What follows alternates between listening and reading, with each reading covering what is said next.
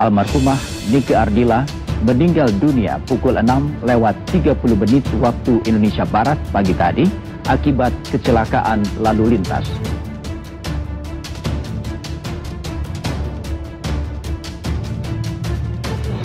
Tapi banyak sekali teori-teori di masyarakat pada saat itu yang percaya bahwa akhir hidup dari Nike Ardila adalah sebuah kesengajaan.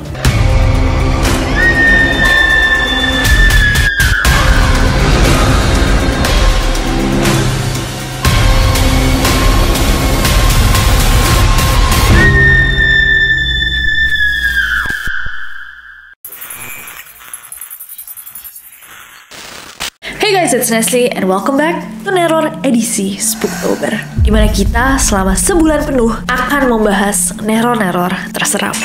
Jadi jangan lupa subscribe biar kita ketemu di misteri selanjutnya. Nike Ardila, seorang seniman muda legendaris Indonesia dengan segudang prestasi, meninggal dunia di usia yang bisa dibilang masih sangat muda, 19 tahun. Dia mengalami kecelakaan parah saat mobil yang dikendarainya menabrak pagar beton. Selain penyebab kecelakaan yang misterius, banyak kejanggalan dan teori konspirasi yang mengiringi kasusnya di tahun 1995. Hari ini langsung aja Neroris, kita akan bahas bersama di Neror. So without any further ado, stop senyum-senyum, the shit's about to go down. Raden Rara Nike Ratnadila Kusnadi atau yang lebih dikenal dengan nama Nike Ardila lahir di Bandung tanggal 27 Desember tahun 1975. Nike ini guys adalah seorang penyanyi, aktris, model yang bakatnya itu udah kelihatan dari sejak dia kecil guys. Mungkin buat kalian neroris Gen Z atau milenial ujung-ujung nggak pernah denger nih namanya Nike Ardila. But she was pretty big di Indonesia, lumayan besar gitu di waktu-waktu emasnya. Dari dia di sekolah aja, Nike ini udah dapet penghargaan dari kompetisi-kompetisi lokal sampai ke tingkat nasional. Karena hal itu, akhirnya Nike tuh didaftarin ke Himpunan Artis Penyanyi Musisi Indonesia atau HAPMI. Awalnya, Nike Ardila itu punya nama panggung yang berbeda guys. Namanya Nike Astrina untuk menyaingi Nicky Astria, penyanyi rock yang terkenal di tahun 80-an. Tapi dengan nama panggung lamanya ini, dia belum punya lagu sendiri. Jadi dia tuh lebih sering nyanyiin lagu-lagu dari musisi lain. Sampai di tahun 1986, Nike tuh masuk ke dapur rekaman. Dan akhirnya merilis lagunya dia sendiri yang berjudulkan Lupa Diri. Tapi namanya Nike Ardila itu bener-bener dikenal orang akhirnya ketika dia merilis lagunya dia Seberkas Sinar di Oktober tahun 1989. Album itu guys terjual sampai 500.000 keping. Setelah itu, Nike merilis satu album lagi yang ternyata booming juga dengan judul yang sama dengan lagu populernya Bintang Kehidupan.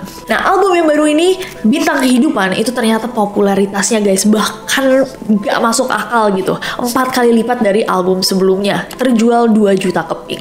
Dan itu 2 juta keping terjual pas dirilis, kebayang gak? Dan dengan album itu namanya dia semakin terkenal, semakin melejit sukses. Bahkan dibilang-bilang sampai hari ini konon belum ada musisi Indonesia yang bisa menyaingi penjualan album Nike di saat rilis kayak album yang tadi kita bahas. Nah, setelah album Bintang Kehidupan dirilis, Nike resmi mengganti namanya menjadi Nike Ardila. Nah, awal tahun 90-an itu menjadi saksi suksesnya Nike Ardila. Hampir semua orang nih hafal lagu-lagunya Nike dan konsernya tuh selalu dipenuhi sama penonton. Gak cuman di musik, ternyata dia tuh juga mencoba untuk masuk ke dunia acting dan karir aktingnya juga bisa dibilang cukup sukses. Dia sering banget jadi pemeran utama dalam berbagai judul sinetron, dan film-filmnya dan sinetron-sinetronnya tuh rating sama penontonnya selalu banyak. Setelah dia membintangi satu judul sinetron yang berjudul None di tahun 1994, makin banyak nih tawaran yang datang ke dia. Saking banyaknya, Nike Ardila tuh harus kayak syuting berbagai judul sinetron di waktu yang sama. Dunia musik iya, dunia acting iya, dia juga jadi cover model. Dan majalah-majalah di Indonesia tuh dulu banyak banget nih yang covernya Nike Ardila. Gak cuma dikenal di Indonesia, bahkan fame-nya Nike Ardila ini udah sampai ke Malaysia, Singapura, Singapura, Brunei. Jadi pada saat itu walaupun aku juga nggak melewati ya zaman bersinarnya Nika Ardila, tapi dari rekam sejarah, data-data yang ada, dia tuh bener-bener kayak berliannya dunia entertainment Indonesia pada saat itu. Bener nggak teroris yang dulu sempat ngelewatin? Coba boleh banget diceritain ke kita segimana besarnya Nika Ardila pada saat itu. Lagi di ujung puncak karirnya, hidup seorang Nika Ardila yang terkenal dengan julukan Ratu Rock Indonesia atau Lady Rocker ini berakhir dengan cara yang sangat tragis. Nika yang pada saat itu baru berusia 19 tahun kehilangan nyawanya setelah mobil yang dikendarainya mengalami kecelakaan yang sangat parah di Bandung. Jumat 17 Maret tahun 1995, 2 hari sebelum tragedi, Nika masih sibuk banget sama agenda syuting sebuah judul sinetron di daerah Pasar Minggu, Jakarta Selatan. Syuting ini berlangsung sampai dini hari guys, dan dia tuh pulang sekitar jam 2 pagi, tanggal 18 Maret 1995, kembali ke kontrakannya di daerah Fatmawati. Walaupun capek nih, udah syuting seharian, saat itu Nika tuh masih kedatangan temen-temennya yang stay di tempat dia sampai subuh. Karena Nika juga kesulitan tuh pada saat itu untuk tidur, akhirnya dia sama temannya yang lagi nginep nonton Cinderella sampai jam 6 pagi. Baru setelah nonton Cinderella, dia pun beristirahat. Jam 8 pagi, Nika sama Atun, sahabatnya yang juga merupakan manajernya, pergi ke Bogor untuk melakukan syuting sinetron lainnya. Gila, jam 6 pagi dia tidur, jam 8 dia udah harus bangun syuting sinetron lain. Mungkin karena kurang tidur dan juga kelelahan, akhirnya Nika bilang sama supir tetangganya, minta tolong untuk diantarkan ke Bogor. Pergilah Nika sama Atun ke Bogor. Nika sampai di lokasi syuting jam 10, agak terlambat. Dan nggak kayak biasanya, hari itu tuh anehnya Nika tuh specifically bilang sama makeup artisnya kalau dia tuh mau alisnya dibikin kayak Marilyn Monroe, yang merupakan idola dia. Sekitar jam 19.30, setengah 8 malam, syuting pun selesai. Dan setelah berpamitan sama semua kru, Nika menuju ke rumah keluarga di Bandung. Saat itu Nika sama Atun masih disetirin sama Pak Supir, tapi karena emang udah kecapean banget, katanya Nika tuh selama perjalanan nggak ngomong sama sekali. Jam 11 malam sampailah mereka di Bandung, dan Nika tuh langsung disambut sama ibunya, dan saat itu Nika tuh sempat memohon maaf sama mamanya dan bilang, doakan neneng ya bu, supaya tetap sehat, kalau ada salah maafkan. Omongan tersebut sempat kedengaran nih sama Atun, dan dia tuh sempat menceritakan juga di berbagai acara. Hanya setengah jam berada di rumah, jam 11.30, Atun sama Nika berangkat lagi guys, pergi dari rumah untuk ke sebuah diskotek menghadiri sebuah acara. Diskotek itu apa kan sih? Sekarang mungkin lebih mirip sama klub diskotek gitu. Dulu ngomongnya diskotek. Anyways, back to the story. Saat ke diskotek itu, Nika sama Atun itu cuma berdua. Nika minta supir yang mengantarkan mereka itu untuk istirahat aja di rumah, karena besok paginya mereka harus balik dari Bandung ke Bogor untuk syuting lagi. So, di tengah perjalanan, Nika sama Atun lagi mau ke diskotek nih, tiba-tiba dia dapet telepon dari temennya. Temennya bilang kayak, Nika, kamu ke Hotel Jayakarta aja deh. Nanti kita berangkat bareng-bareng ke diskotek itu sama beberapa teman kita. Tengah jam kemudian, masuknya udah Minggu tanggal 19 Maret, jam 12 malam, Nika sama Atun pun sampai di Hotel Jayakarta. Dan akhirnya mobilnya Nika sama 2 mobil lainnya berangkat bersama menuju diskotek.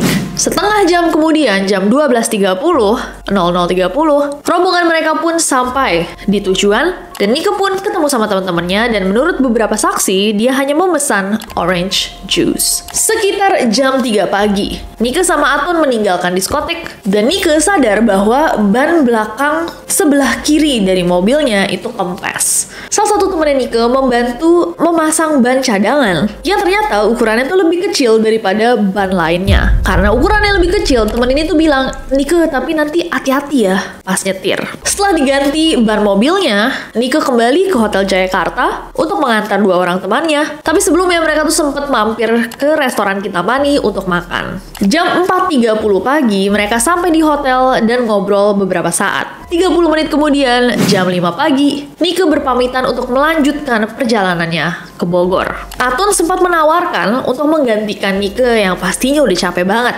Tapi karena Nika tuh nggak enakan, dia bilang, enggak kok, nggak apa-apa, aku aja yang nyetir. Karena jalanan masih sepi dan mereka harus ngejar syuting jam 8 pagi, Nika pada saat itu nyetir mobilnya cukup kencang. Saat berada di sepanjang jalan R.E. Marta Dinata, Dari kejauhan terlihat ada mobil hardtop merah yang berjalan pelan di depan mobilnya Nike, seperti sengaja menghalangi. Nike yang lagi buru-buru pada saat itu tuh mencoba untuk menyalipkan mobil ini melalui jalur kanan. Tapi saat dia muter ke kanan, mencoba untuk mendahului mobil si hardtop merah itu, nggak disangka muncul nih dari arah berlawanan mobil Daihatsu Taft yang lagi kencang banget. Nike berusaha untuk menghindari mobil itu, langsung banting setir ke kiri. Dan naasnya, mobilnya Nike menabrak pohon di tepi jalan, terus terpental menabrak pagar beton bak sampah di Jalan R.E. Marta Dinata. Nah, bagian kanan dari mobilnya Nike itu udah hancur parah. Menurut saksi mata, Atun sama Nike itu langsung dibawa ke rumah sakit dan Atun selamat meskipun dia sempat mengalami amnesia. Nike on the other hand terluka parah di bagian kepalanya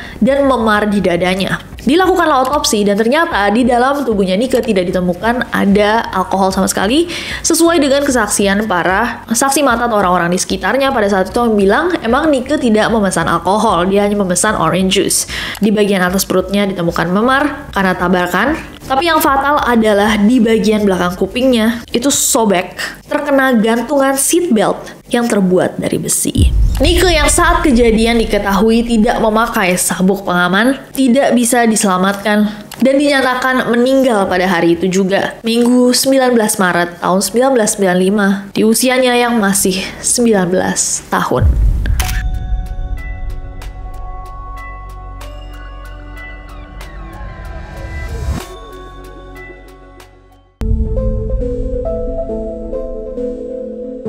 Setelah dilakukan penyelidikan, pihak kepolisian mengeluarkan laporan resmi mengenai penyebab meninggalnya Nike Ardila, yaitu karena kecelakaan tunggal. Ukuran ban mobil yang tidak seharusnya dinilai menyebabkan mobil oleng dan bergerak tidak stabil saat berbelok menghindari mobil di depannya. Nike yang sejak Jumat super sibuk, memiliki jadwal yang super padat, dinilai kurang tidur dan sangat kelelahan, dan inilah yang menjadi faktor utama penyebab kecelakaannya. Nike yang pada saat itu juga tidak menggunakan sabuk pengaman membuat luka yang dialaminya sangat parah sampai dia kehilangan nyawanya. Karena dianggap sebagai kecelakaan tunggal dan tidak ditemukan unsur kesengajaan atau upaya penyelidikan dihentikan dan kasus Nike Ardila ditutup. Tapi yang mungkin kalian nggak tahu adalah kasus ini dinilai publik memiliki banyak sekali kejanggalan.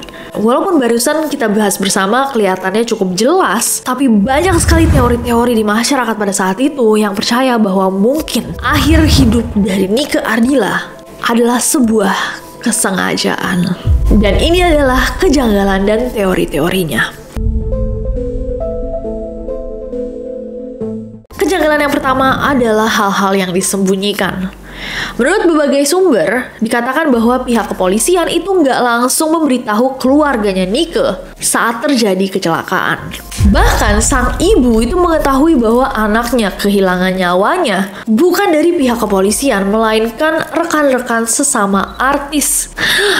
Jadi dia nggak diinformasiin sama pihak berwajib. Yang kedua, ada di mobil hardtop merah. Kondisi mobilnya Nike sesaat setelah kecelakaan itu hanya rusak di bagian kanannya atau di bagian pengemudi. Sedangkan kalau mobil itu menabrak sesuatu, logikanya adalah bagian depan dari mobilnya akan hancur dan akan ngefek gitu loh sama kap mobilnya. Nah, dari kondisi mobilnya Nike saat ditemukan, banyak yang berteori bahwa Nike ini sengaja waktu di jalan itu dipepet di bagian kanan sebelum akhirnya menghindari mobil yang ada di depan dan menabrak beton.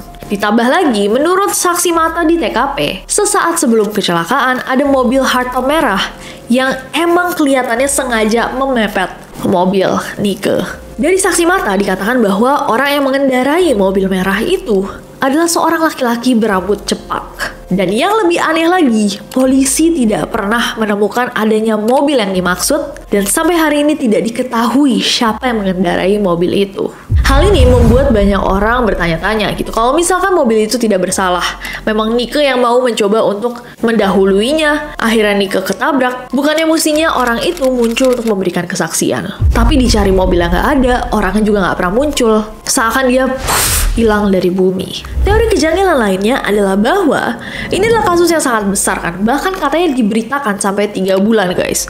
Tapi pemberitaannya itu sangat-sangat tailored atau kayak dijahit sampai tidak ada teori-teori di luar fakta bahwa dia meninggal karena kecelakaan. Padahal di luar dunia berita, semua orang tuh mengatakan banyaknya kejanggalan-kejanggalan ini.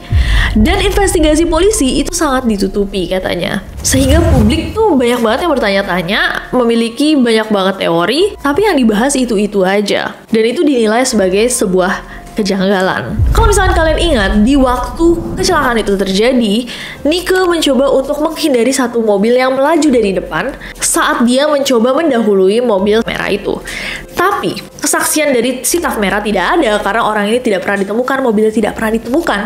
Tapi kesaksian dari orang yang hampir menabrak mobilnya Nike Ardila itu juga sama sekali tidak ada. Kalaupun ada, tidak pernah di-share sama polisi.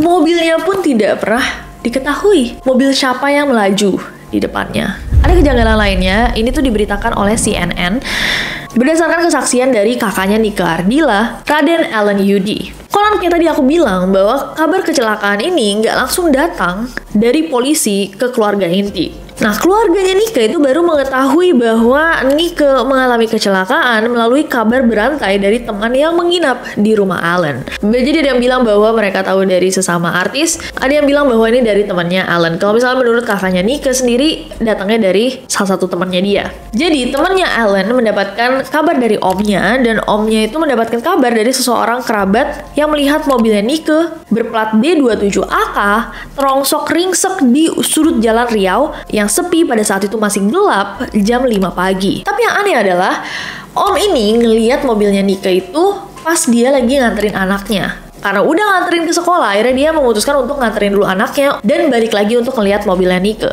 Pas dia balik, mobilnya Nike itu udah nggak ada. Begitu dapat kabar itu, pihak keluarganya Nike kan langsung kaget ya. Dan mereka juga nggak percaya loh, Nike baru aja minta izin buat keluar beberapa jam yang lalu. Dan akhirnya mereka langsung bergerak untuk memeriksa kabar yang tadi. Alan menggunakan mobil Nike lainnya, Toyota CZ7 putih. Dan tim yang satu lagi jadi dibagi dua tim gitu adalah ayahnya Nike dengan beberapa anggota keluarga lain. Pokoknya menyusuri nih jalan-jalan yang dikatakan tadi ada mobilnya Nike kecelakaan. Dan menurut CNN Indonesia, Alan ingat betul dia mondar-mandir panik bukan kepalang sepanjang jalan Riau jelang matahari terbit untuk melihat tanda bekas kecelakaan.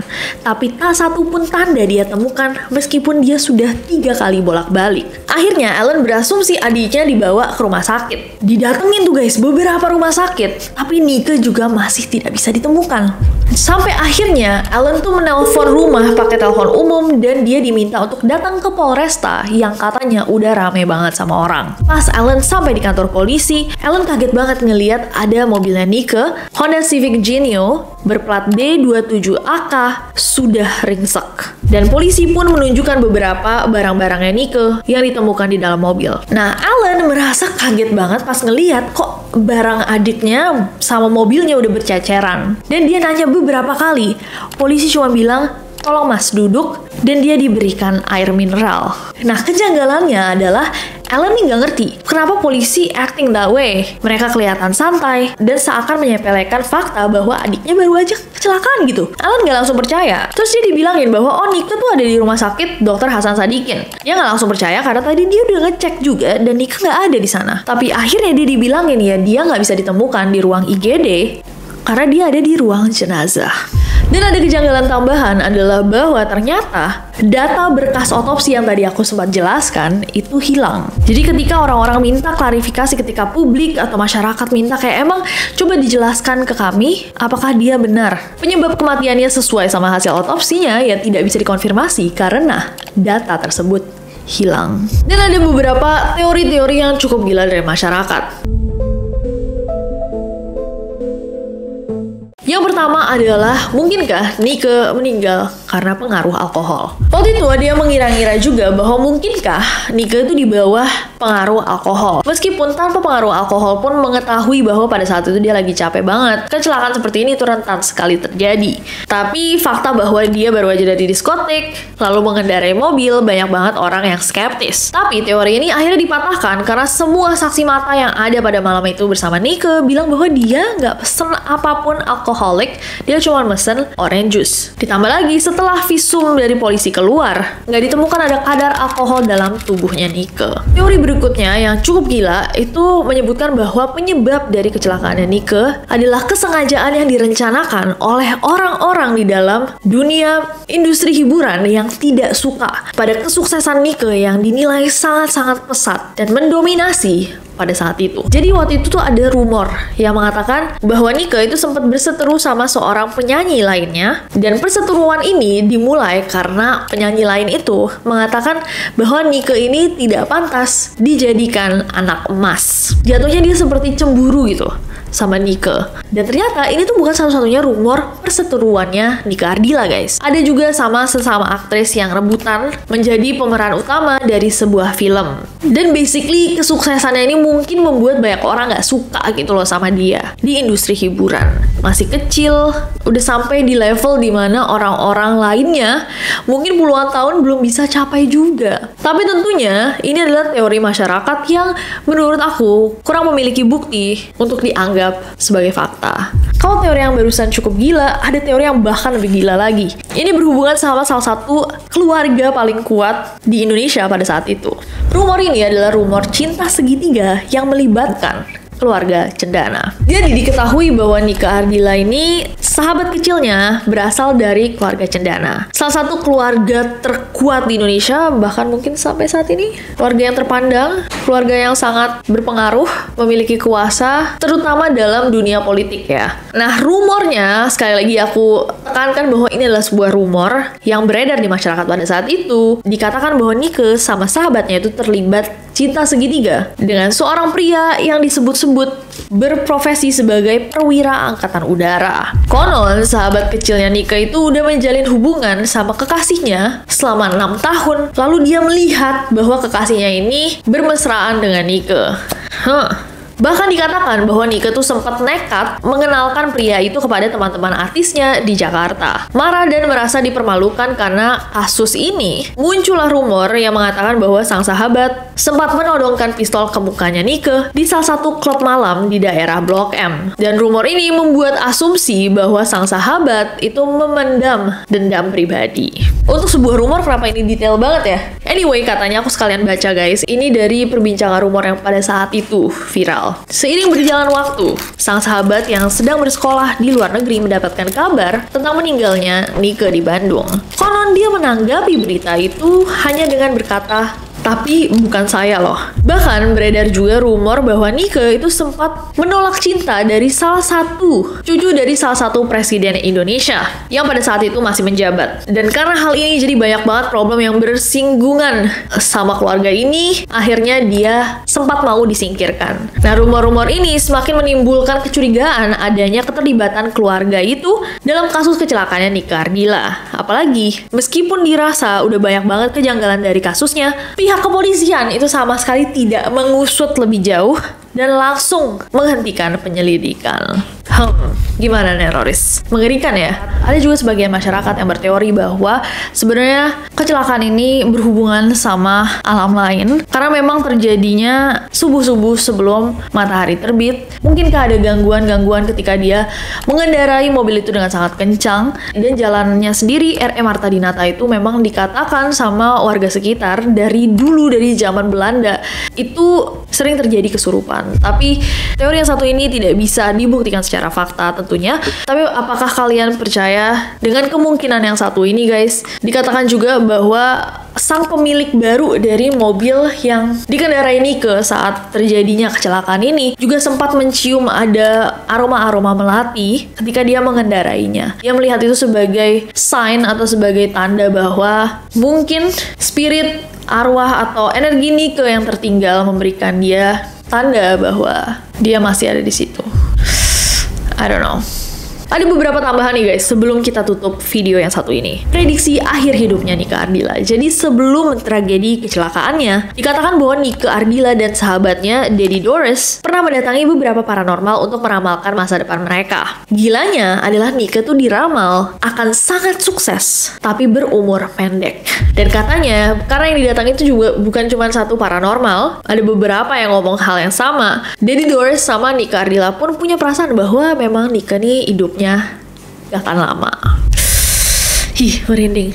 Nika Ardila dimakamkan di Ciamis, Jawa Barat. Saat pemakamannya dikatakan lebih dari 100.000 orang mengantar jenazahnya ke peristirahatan terakhirnya. Bahkan fans-fans sejatinya itu masih berada di rumah keluarganya sampai beberapa hari setelah pemakamannya. Sampai hari ini fans masih membuat acara di hari kelahiran dan juga hari akhir hidupnya. Dan katanya acara-acara tersebut masih penuh dengan orang-orang yang menyayangi Nika. Gak lama setelah kecelakaan, mobil yang dikendarai sama Nika juga dibeli sama seorang fansnya. Dan rumah keluarga Nika Ardila sekarang digunakan menjadi museum yang berisikan foto-foto serta barang-barang pribadi Nika. Di sana juga terpajang pintu mobil yang rusak akibat kecelakaan. Bahkan setelah hidupnya berakhir, nama Nika Ardila terus bersinar dan masih banyak orang yang mendengarkan lagu-lagunya. Majalah Asia Week mendefinisikan Nika dalam sebuah kalimat satir, "In dead, she soared." Di dalam dia membumbung tinggi. Rest in peace to Nika Ardila. Mari kita doakan bersama-sama Neroris agar dia tenang dalam peristirahatannya. Ada teori-teori lainnya yang mungkin kalian pernah dengar tentang kasus ini guys, coba komen di bawah. Dan terima kasih semua Neroris yang pernah merequest kasusnya Nika Ardila ini. Semoga mendiang Nika Ardila tenang di sana. Mari kita doakan bersama. Masih banyak banget kasus-kasus lainnya yang kita siapkan untuk Spooktober. Jadi jangan lupa subscribe karena aku gak sabar untuk ketemu kalian lagi. Bye-bye.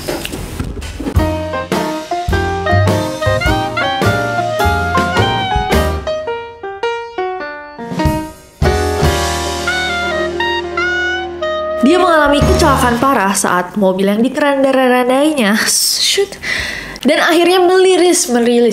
Tempat ajeb-ajeb.